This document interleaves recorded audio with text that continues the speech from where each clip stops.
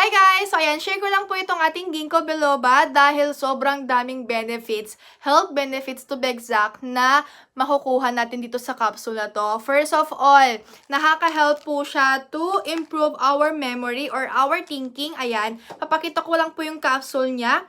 Ito siya. Clear po yung capsule niya guys ha, and then color green po yung powder niya.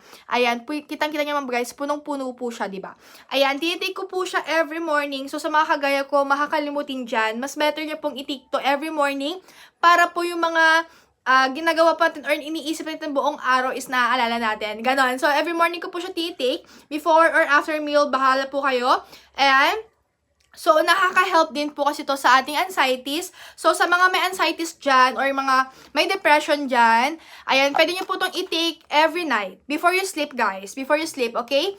Ayan. So, pag may mga anxiety kayo, ganon. So, hindi lang yun, guys, ang mahe-help nito sa atin.